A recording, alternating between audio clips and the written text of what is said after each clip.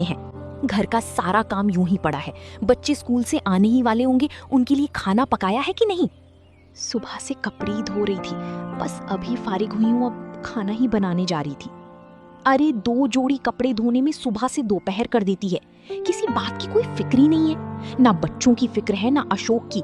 खुद तो पूरे दिन खाती ही रहती है और बच्चों को भूखा रखती है।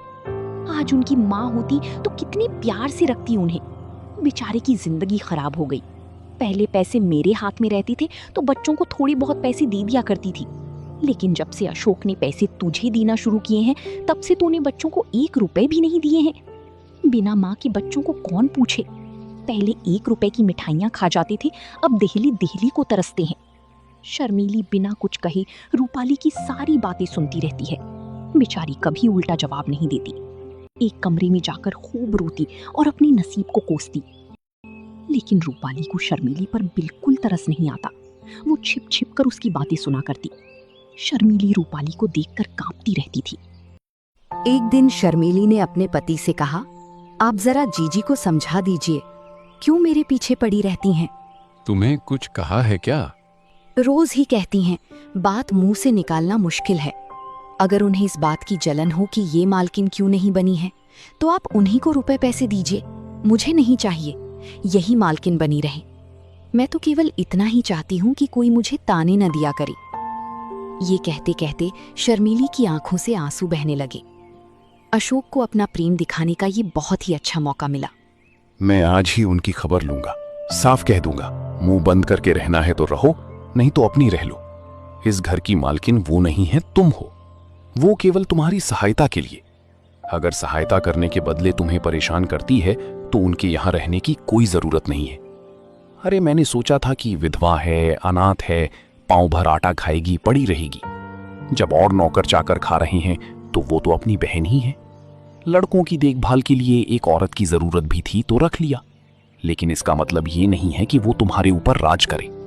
लड़कों को सिखा देती है कि जाकर माँ से पैसे मांगे। लड़के आकर मेरी जान खाते हैं। घड़ी भर लेटना मुश्किल हो जाता है। डांटूं तो वो आंखें लाल पीली करके दौड़ती हैं। मुझे समझती है कि लड़कों को देखकर जलती हैं। ईश्वर जानते होंगे कि मैं बच्चों को कितना प्यार करती हूँ। आखिर मेरे ही तो बच्चे हैं, मुझे उनसे जलन क्यों होने लगी? तुम्हें जो लड़का परेशान करे उसे पीट दिया करो। मैं भी देखता हूँ कि कौन आंखें लाल पीली करता है। अशोक को तो मैं बोर्डिंग हाउस में भेज दूंगा, बाकी सुमित को आज ही ठीक किए देता हूँ। अशोक ने रूपाली को बुलाया और उससे कहा, तुम्हें इस घर में रहना है या नहीं? अगर रहना है तो शांत होकर रहो, ये नहीं कि दूसरों का रहना मुश्किल कर दो। तुम्हें किसी चीज की कोई कमी है तो मुझे बताओ। शर्मीली को उल्टा सीधा क्यों सुनाती हो? रूपाली समझ गई कि बहू ने सारी बात अशोक को बता दी है, लेकिन रूपाली दबने वाली औरत नहीं थी।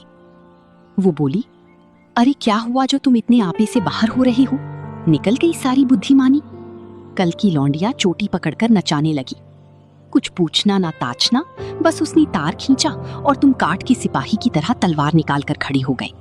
तुम हमेशा शर्मीली को परेशान करती रहती हो, उसमें कमियां निकालती रहती हो, बात बात पर ताने देती हो।